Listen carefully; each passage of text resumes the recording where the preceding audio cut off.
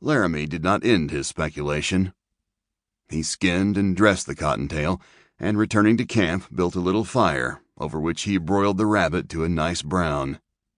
The addition of some salt made it so toothsome that Laramie wanted to devour it all, but he saved half for the morrow. The heat of the day was passing. Wingfoot grazed contentedly down the valley. Laramie left his fire to look around. There was not even a bird to see. He had come from the north and had a curiosity to see what it looked like to the west, up over the low slope. But with the thought that there was no sense looking for trouble, he went back to the willows and was soon asleep. Upon being rudely awakened by some noise, Laramie thought he had scarcely closed his eyes. He heard a thud of hoofbeats on soft ground, and then a harsh voice. "We're gonna string you up to this here cottonwood, that's what." "For no more'n you've done yourself, Price," came the reply in a young, bitter voice. "If I'd done so, nobody ever catched me, ha ha." Laramie considered himself a judge of men through their voices. He sat up silently, a cold little thrill stiffening his spine, and peeped out between the willow leaves.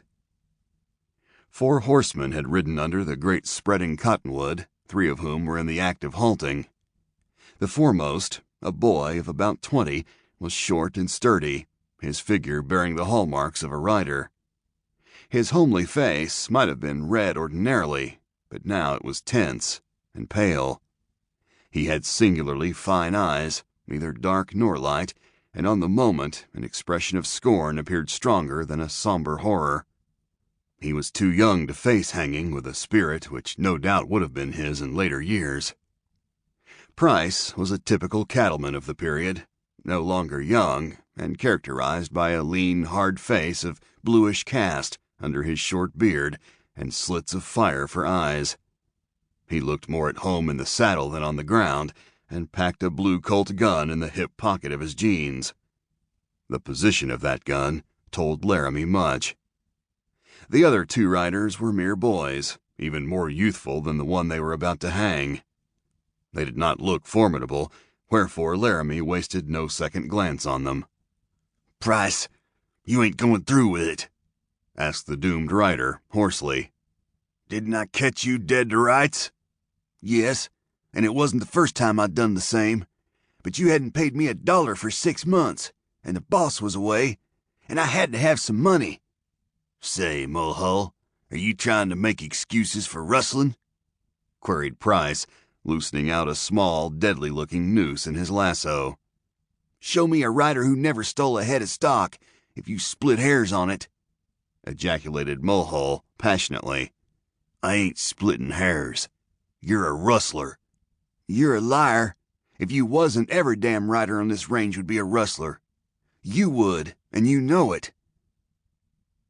Price gave the noose a little careless toss, and it fell perfectly over Mulhall's head. He flinched in his saddle, and Laramie, watching with intent eyes, felt that shock communicated to him. Such brutal justice had become the law of the range. In this case it might have been deserved, and on the other hand it might not. Laramie thought it no business of his. But could he sit there and see them go through with it? "That's my answer, Mulhull," replied Price curtly.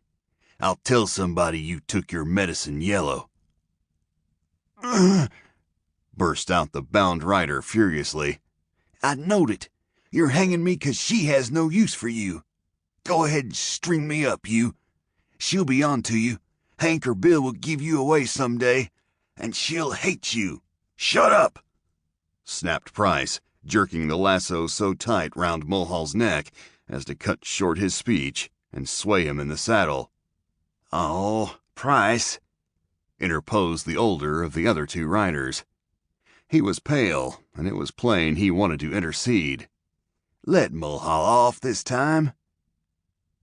Whereupon Price cursed him roundly, and then flinging his end of the rope over the branch just above Mulhall's head, he leisurely dismounted to pick it up. "I've seen more'n one of your brand dangle from this cottonwood," he said.